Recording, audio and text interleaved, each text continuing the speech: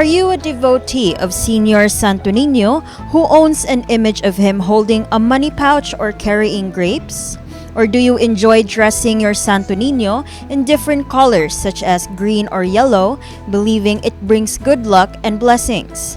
A gentle reminder from the officials of the Basilica Minore del Santo Niño, the beautiful tradition of honoring Santo Niño should remain pure and centered on faith. Practices mixing superstition may invite unnecessary spiritual risk into your home or workplace. Yung kanimanggong mututuutog charm, this is an opening to the devil, manggod, no? What would make an image demonic is when it's used when the image is used not for its sole purpose of strengthening your faith, no? Labi na kaning kuan, no? Magsirig tagbalik-balik ni kani sa mga de la suerte, no? Kay imbis nga mas mapadool ka sa Ginoo, mas mapadool na ka sa mga swerte-swerte. The image referred to as Santo Niño de la Suerte emerged in the late 1980s to early 1990s, introduced by a well-known healer in Cebu named Madam Rebecca. It was believed to bring success in business and careers, but the Catholic Church reminds us that true blessings come from devotion and trust in God, not in superstitions or lucky charms. This practice, which mixes faith with superstition, distracts from the true meaning of honoring the Holy Child, his sacrifice and love for humanity. Comparing it to the Japanese 𝗦𝗫𝗏𝗏 or beckoning cat and other lucky charms, the Church urges devotees to focus on pure devotion.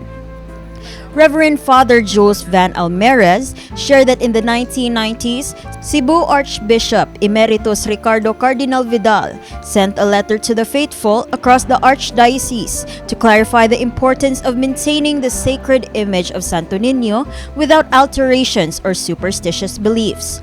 Pero mao to ang wala gisugtan ni Cardinal kay syempre we cannot bless an image nga distorted pud siya sa tinuod nga kuan, no? Never gandi nga ilaw ni ibutang dito sa table kana bitong asa i-bless sa dira sa Pilgrim Center. We would ask them who the owner is, tapos among ibalik sa ila, no? We cannot bless this image. During a visit to the area outside the Basilica, we discovered that vendors are still selling the Santo Niño de la Suerte and versions of the image in colorful clothing. One vendor, Basan Amora, admitted that he has been selling such items for years, knowing that the church discourages it. However, he shares that despite his gentle reminders to customers, many still choose to buy these images because of their beliefs. Kini ko mga bligya ato mayagi pa mo kuning tuig nya di kalikayan ba nga kanang namay mo aregyon mo order bitaw nya di kalikayan yo mo nagay mo kuan mo palit ubang gani ilalis jud kay ilalagi devotion ba kanang business nya kanang yellow para sa kalinaw. In addition to the Santo Niño de la Suerte, the church also encourages devotees to avoid dressing the image in colors or styles that promote materialism or worldly desires. Father Almeres reminded the faithful that the original red garment of Señor Santo Niño holds deep meaning.